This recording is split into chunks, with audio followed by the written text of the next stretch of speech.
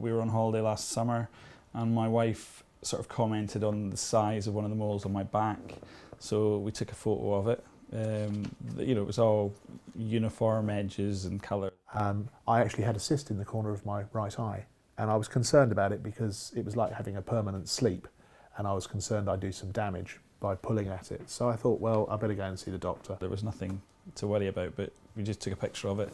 And then not that long ago I was getting changed, and as I pulled my t-shirt on, sort of felt my hand catching on something like a skin tag or something, and it was in the same location when my wife took another picture of it, and when we looked at it and compared it to the one we'd taken last summer, it had changed size, changed colour, so I thought I should go and get it checked out. And I knew there was a problem because we went into her room with a lady called Hannah MacArthur, who was to be my breast cancer nurse. GP said it's probably nothing. They don't normally look like that, and so I wasn't too concerned, to be honest. But immediately I'm walking into the specialist place. She looked at it for 1 second and said that's a melanoma. Cancer has got no prejudice. Okay, it doesn't matter whether you're black or white. It doesn't matter what size you are. The cancer has got no prejudice. Anyone and everyone can get cancer or can fall ill.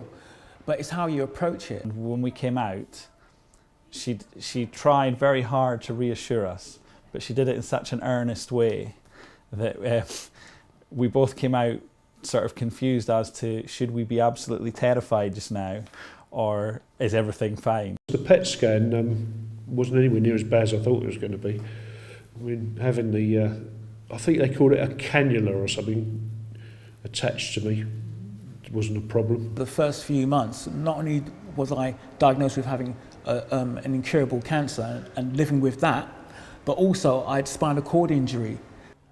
And he sent me to the Royal London to a specialist who I expected to look at it through a magnifying glass. And they rushed me straight into an operating theatre and removed it. GP was great, you know, she looked at it straight away with like, yeah, this needs to be seen by a specialist. Straight on a computer, had me an appointment. This was a Wednesday, if I remember rightly, and I had my appointment on the Friday at the Homerton. So that interaction was great. The explanation was that my tumour was a stage 2 invasive ductal cancer. It was a 22mm size. It didn't appear to be large in terms of the surgeon's thought process on it.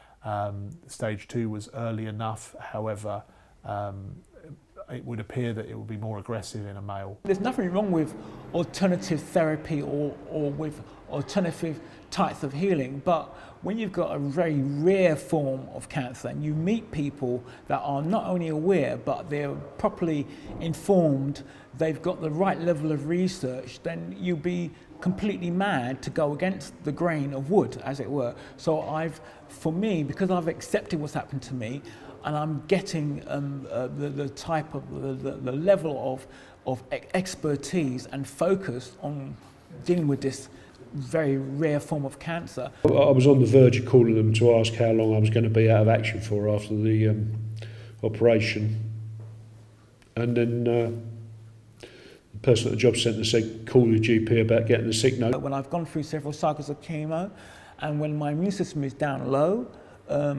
just before I go into hospital, because I've been in hospital for about 3 to 4 weeks, so about a month.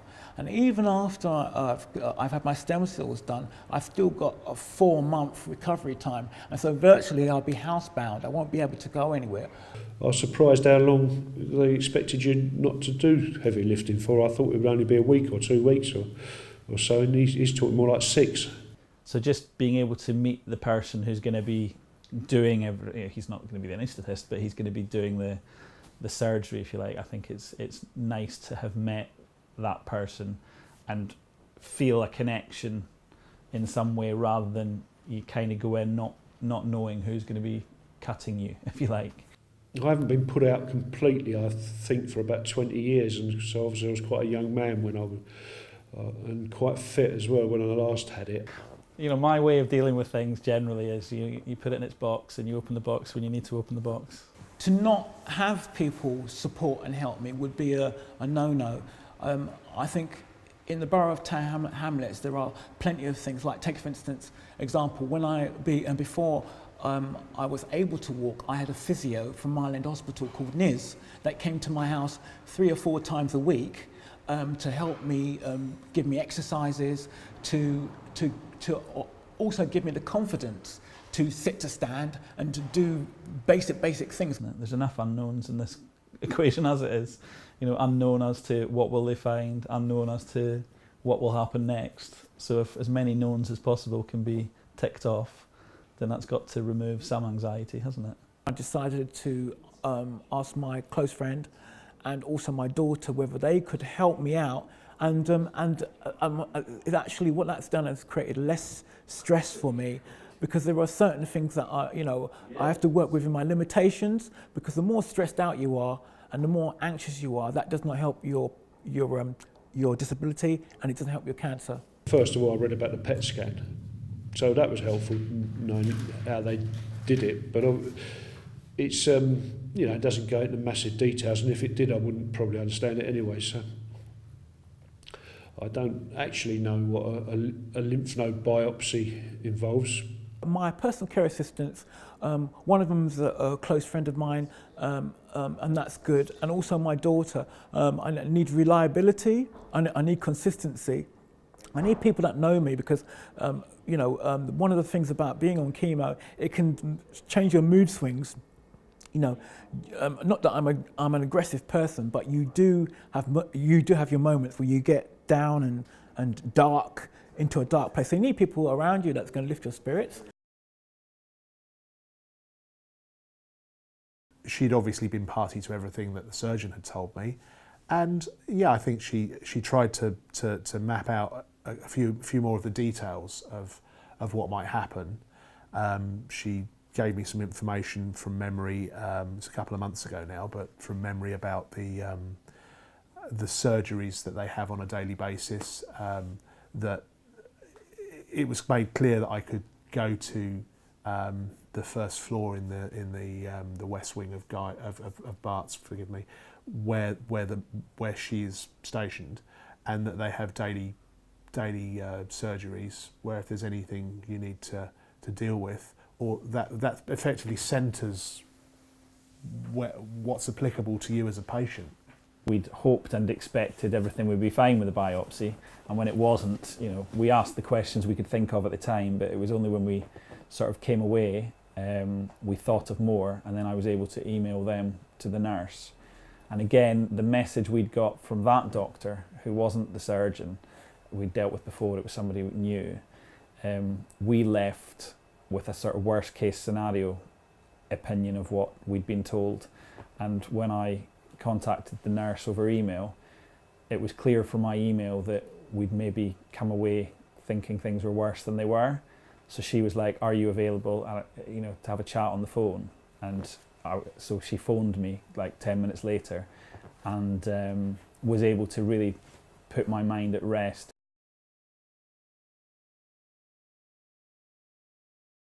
The fact is that they did a great job. The people who we went to see in the East Wing, which is where the surgeries happen, were extraordinary. They were very good at putting you at your ease. Yeah, so the day of the surgery, everything went really smoothly, very calm. They move you around quite well, I think, in that you're never sat in one place too long. The fact is that they did a great job. The people who we went to see in the East Wing, which is where the surgeries happen, were extraordinary. They were very good at putting you at your ease. One of the best things through the whole experience has been when I had that first meeting at the hospital. They introduced me to a specialist cancer nurse, and gave me her contact details and another nurse's contact details, that should I have any questions or queries or.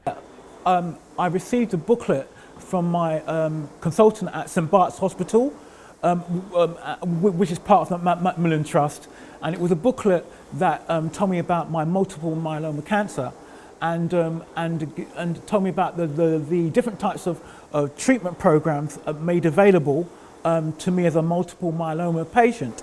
But no two multiple myeloma patients and no two cancer patients are treated in the same way. Because often, when you have the meetings with the doctor, you might not think of all the questions you've got, and that's certainly been the case with us, is that things have come to us later, and having somebody's email address and to be able to email and then they've got back to me has been great. So the nurse is one of the specialist cancer nurses, and I've communicated with her quite a lot whenever we've needed some sort of clarification. They've got two multiple myeloma nurses that have been highly trained specialists. I could talk to them on either a daily basis or at some point during the week. I must have come across at least 20 people. Every single one of them has been very polite. The Macmillan recovery package has to be tailor fit each of the patient's needs, and I found part of that okay to use. I wouldn't say any of them particularly outstanding in any way. It's just the way it's all sewn together, teamwork-wise, has been very good. Assurance that any delay wasn't going to cause any problems, and clarified that although yes it's stage 3 and it had spread, it doesn't appear to have spread outside that node. No, it was just nice knowing they were there if I needed them, but I didn't need them as it turned out. And their booklet was quite good. I don't know whether it's coincidence or whether it's because I had been in touch with her, but that afternoon I got a phone call from St Bart's, where the scan was to happen, offering me a scan for the following Monday, and that was the Friday. And I was offered either first thing in the morning or last thing in the afternoon. But that's much quicker than I was led to believe it would. And I don't know whether that's because, I hope it's not because we emailed and highlighted something that hadn't gone well, and that actually it was just good, smooth running NHS. If it's clear that there's a crack, it should be dealt with over time. People shouldn't just continue to tell you it's not the norm.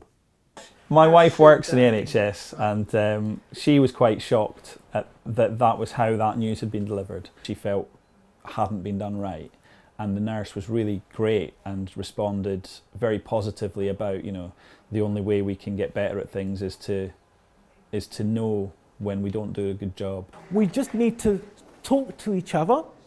We need much more social interaction. Yeah, I think it removes vulnerability from the equation. You can feel quite vulnerable if you're there because you've got could have something seriously wrong, and it helps to equalise the situation, remove that vulnerable feeling, I guess. A few times you might meet a nurse or a doctor that didn't get it, but that was only 1 or 2 times, and so the good outweighs the bad.